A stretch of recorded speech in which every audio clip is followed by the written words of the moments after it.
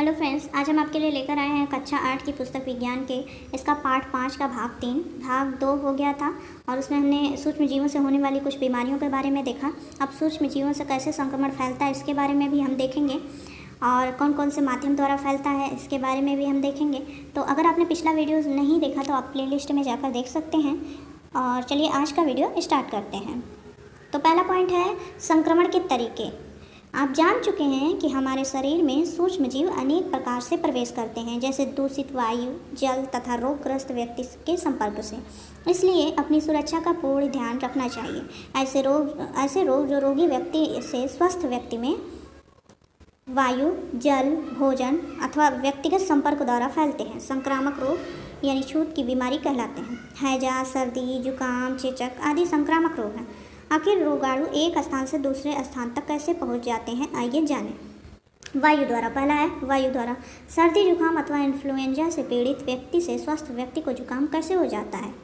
जुकाम से पीड़ित व्यक्ति की छींक के साथ पानी जैसे द्रव की अत्यंत सूक्ष्म बूंदें वायु में फैल जाती हैं। इसके साथ जुकाम रोग के लाखों विषाणु हवा में फैल जाते हैं और सांस के साथ या दूसरे व्यक्ति के शरीर में पहुंच जाते हैं। दूषित जल द्वारा। मनुष्य में कई संक्रामक रोग दूषित जल के पीने से होते हैं, जैसे हैजा से ग्रसित रोगी के अपशिष्ट पेय जल में मिल जाते हैं और यदि कोई स्वस्थ व्यक्ति जाने अनजाने में दूषित जल को पीता है तो वह व्यक्ति रोगग्रस्त हो जाता है। आगे है मिट्टी द्वारा। प्रोटोजोआ की कई जातियाँ जो मिट्टी में पाई जाती हैं, वहाँ उगने वाले सब्जियों के साथ मनुष्य तक पहुँचती हैं और संक्रमित करती हैं। बच्चों के गंदी मिट्टी में खेलने के दौरान सूक्ष्म जीवों के संक्रमण से फोड़े, फुंसी, पेट का केंचुआ तथा पिन कृमि का संक्रमण होता है। आगे है संक्रमित व्यक्ति द्वारा। आप जानते हैं कि मलेरिया रोग कैसे फैलता है। इसको हमने पिछले वीडियो में देखा था कैसे फैलता है। जब एक स्वस्थ व्यक्ति को मादा एनाफ्लीज मच्छर, जो मलेरिया के रोगाणुओं की वाहक है, काटती है तो स्वस्थ व्यक्ति मलेरिया के रोगाणुओं से संक्रमित हो जाता है। इसी प्रकार डेंगू, चिकनगुनिया, जापानी मस्तिष्क ज्वर भी संक्रमित व्यक्ति से स्वस्थ व्यक्ति में फैलते हैं। डेंगू व चिकनगुनिया एडीज मच्छर के काटने से तथा जापानी मस्तिष्क ज्वर मादा क्यूलेक्स मच्छरों द्वारा फैलता है। जापानी मस्तिष्क ज्वर कौन से मच्छर द्वारा फैलता है? मादा क्यूलेक्स। ध्यान देने वाली बात है।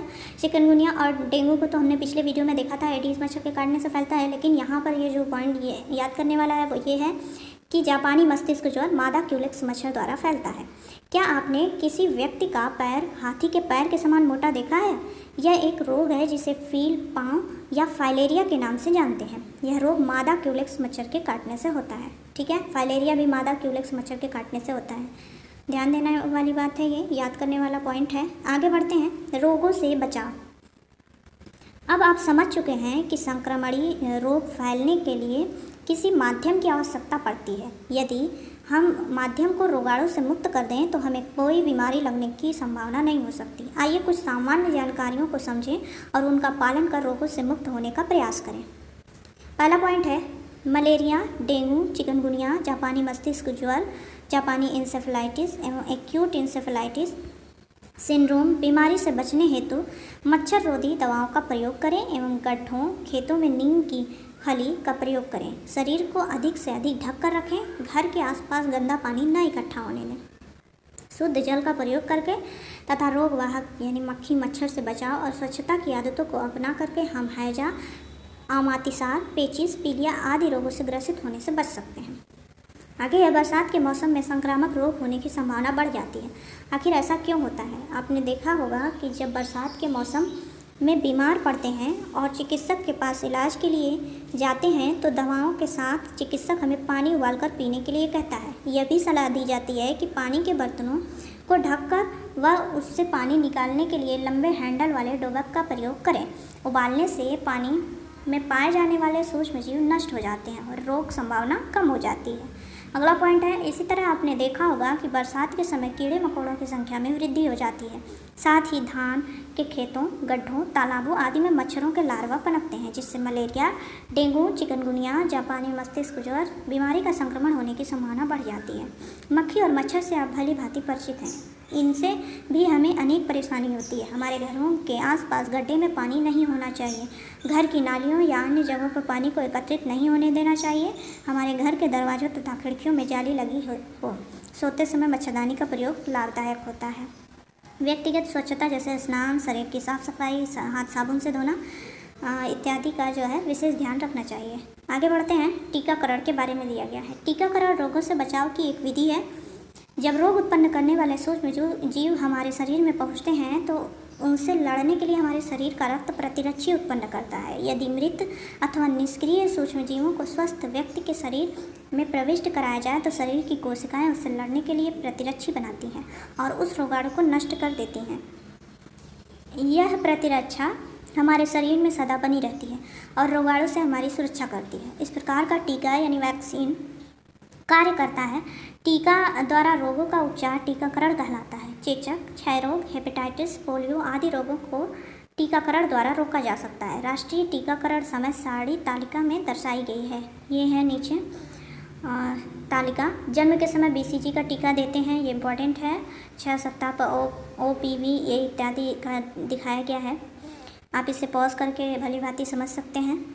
आगे बढ़ते हैं, एंटीबायोटिक इनोकुलेशन से संक्रमण की रोकथाम। पेनिसिलिन, स्ट्रेप्टोमाइसिन आदि प्रतिजैविक औषधियाँ शरीर में रोगजनक सूक्ष्मजीवों के संक्रमण को रोकती हैं।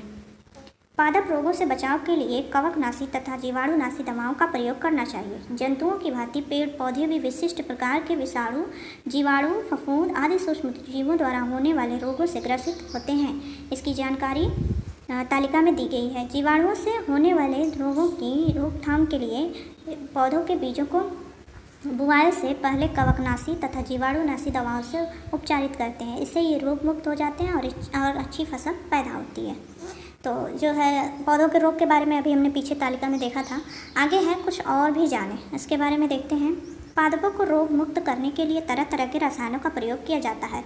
पेस्टिसाइड को इंसेक्टिसाइड, हार्बिसाइड, रोडेंटिसाइड तथा फंजीसाइड में विभक्त किया जाता है। DDT, BSC, मिथाइल पैराथायोन और हेप्टाक्लोर, एल्ड्रीन और क्लोरोडेन आदि रसायन कीटनाशक कहलाते हैं। इन कुछ कीटनाशक रसायनों का नाम ये दिया गया है। आगे बढ़ते हैं, कुछ रसायन खरपतवार को नष्ट करने के काम आते हैं, जैसे 2,4-D कुछ पीड़क जंतुओं जैसे चूहे और टीटियों को मारते हैं, जैसे नार्ब्रोसाइड। कुछ फफूंदनाशी फंजीसाइड से फफूंद का नाश होता है, जैसे ओफेनॉल, कैप्टन आदि। किंतु अधिक मात्रा में इनके प्रयोग से समस्याएं भी उत्पन्न हो सकती हैं। ये विषैले पदार्थ हैं, अतः इनका प्रयोग निर्धारित मात्रा में अधिक नहीं होना चाहिए। निर्धारित मात्रा से अधिक नहीं होना चाहिए, ये दिया गया है। आगे है एड्स के बारे में, बहुत ही इम्पॉर्टेंट पॉइंट है, इसको देखते हैं। एड्स का पूरा नाम एक्वायर्ड इम्यूनोडेफिशिएंसी सिंड्रोम है। यह रोग HIV अर्थात ह्यूमन इम्यूनोडेफिशिएंसी वायरस द्वारा होता है। इस रोग से पीड़ित व्यक्ति की रोगों से लड़ने की शक्ति यानी प्रतिरक्षा तंत्र कमजोर हो जाती है। इस रोग का विषाणु शरीर की रक्षक श्वेत रुधिर कणिकाओं एवं मस्तिष्क की कोशिकाओं को प्रभावित करता है, जिसके कारण कुछ वर्षों बाद शरीर सामान्य रोगों से भी अपना बचाव नहीं कर पाता है और अनेक बीमारियों से ग्रसित हो जाता है। अंत में रोगी की मृत्यु हो जाती है। एड्स को रेड रिबन द्वारा व्यक्त किया जाता है। यहाँ देख सकते हैं आप। एड्स से पीड़ित व्यक्ति को HIV धनात्मक कहते हैं। एड्स के लक्षण, एड्स के रोगी में निम्नलिखित लक्षण पाए जाते हैं: भूख न लगना, वजन में कमी, ज्वर, त्वचा पर ददोरे, थकावट, रोग से लड़ने की क्षमता में कमी आदि। इस रोग से पीड़ित व्यक्ति में निमोनिया तथा त्वचा कैंसर होना ज़्यादा होता है। आगे है एड्स के रोकथाम, कारण और रोकथाम। HIV नामक विषाणु, ये विषाणु से होता है, के शरीर में पहुंचने से मनुष्य एड्स से पीड़ित हो जाता है। एड्स एक खतरनाक जानलेवा तथा लाइलाज रोग है। शरीर में एड्स विषाणु का प्रवेश करने से शरीर की रोगों की लड़ने की शक्ति धीरे धीरे नष्ट हो जाती है। इससे शरीर रोगों से लड़ने में असमर्थ हो जाता है। इस रोग के विषाणु संक्रमित व्यक्तियों से स्वस्थ व्यक्ति में कई तरीकों से पहुंचते हैं। इनमें से मुख्य रूप से असुरक्षित यौन संबंध, रक्त आधान में संक्रमित व्यक्ति के रुधिर को स्वस्थ व्यक्ति में चढ़ा देना या संक्रमित व्यक्ति द्वारा उपयोग किया गया रेजर ब्लेड या इंजेक्शन के उपयोग से यह रोग फैलता है। यह बीमारी संक्रमित माताओं से बच्चों में भी हो जाती है। एड्स से बचने के निम्नलिखित उपाय हैं। इंजेक्शन लगाने में विसंक्रमित साफ नई सुई सिरिंज का प्रयोग करना चाहिए। रक्त आधान से पूर्व रक्त की भलीभांति जांच अनिवार्य रूप से करा लेनी चाहिए। नशीली दवाओं के इंजेक्शन नहीं लेने चाहिए। रेजर ब्लेड का उपयोग सावधानीपूर्वक करना चाहिए। एड्स कार्डों से बचकर ही हम एड्स से सुरक्षित रह पाएंगे। आगे है एड्स इससे नहीं फैलता। अभी तो हमने जाना किन किन चीज़ों से फैलता है, अब है किन चीज़ों से नहीं फैलता। पहला पॉइंट है एड्स संक्रमित व्यक्ति के साथ दैनिक प्रयोग की वस्तुओं का उपयोग करने से नहीं फैलता, जैसे टेलीफोन, टाइपराइटर, किताब तथा कलम आदि। हाथ मिलाना, छूना, साथ उठना बैठना, आसपास खड़ा होना, एक दूसरे के कपड़े को पहनने से एड्स नहीं होता। एक ही कार्यालय, कारखाना आदि में साथ साथ काम करने से या उपकरणों को मिलकर प्रयोग करने से एड्स नहीं फैलता। साथ साथ खाने पीने तथा प्लेट, गिलास, अन्य बर्तनों को मिलाकर प्रयोग करने से भी एड्स नहीं फैलता। और खांसने, छींकने, हवा आदि से नहीं फैलता। कीट पतंगों के काटने जैसे मक्खी, मच्छर, जूं, खटमल से नहीं फैलता ये। तो ये पॉइंट क्लियर किए गए हैं कि इन कारणों से जो है एड्स नहीं फैलता है। ठीक है, आगे है कुछ और भी जानें, ये बहुत इंपॉर्टेंट है। कुछ और भी जानें, इनमें पहला है 1 दिसंबर को विश्व एड्स दिवस मनाते हैं।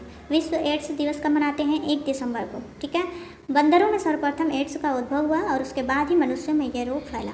एलिसा परीक्षण से एड्स का पता लगाया जाता है। कौन से परीक्षण से एड्स का पता लगाया जाता है? एलिसा। ठीक है, आगे है हमने सीखा। इस पाठ में हमने क्या क्या सीखा उन कुछ पॉइंट को दिया गया है। सूक्ष्म जीव सर्वव्यापी होते हैं, अर्थात ये हवा, पानी, मिट्टी तथा जीवों के शरीर में भी पाए जाते हैं। सूक्ष्म जीव हमारे लिए लाभदायक एवं हानिकारक दोनों होते हैं। विषाणुओं द्वारा मनुष्यों में चेचक, पोलियो, डेंगू, चिकनगुनिया आदि रोग हो जाते हैं। सूक्ष्म जीवों को सामान्यतः 5 समूहों में बांटा गया है: विषाणु, जीवाणु, प्रोटोजोआ, कवक व शैवाल। प्रोटोजोआ एंटमीबा हिस्टोलिटिका से पेचिस तथा प्लाज्मोडियम द्वारा मलेरिया होता है। पेनिसिलियम नामक कवक से पेनिसिलिन नामक प्रतिजैविक दवा बनाई जाती है। जैंथोमोनास नामक जीवाणु से नींबू में कैंकर रोग होता है। तो ये था पार्ट 5 जिसमें हमने जो है जीवाणुओं के बारे में, सूक्ष्म जीवों के बारे में देखा। जीवाणु, विषाणु, प्रोटोजोआ, कवक, एड्स इत्यादि के बारे में हमने देखा। और अब हम आगे लेकर आएंगे पार्ट 6 जिसमें होगा कोशिका के बारे में, ऊतक के बारे में, पौधों में हार्मोन्स जो पाए जाते हैं उन सब के बारे में होगा, तंत्रिका तंत्र के बारे में होगा। तो उसके लिए प्लीज़ चैनल को सब्सक्राइब करें, वीडियो को लाइक करें। Thank you.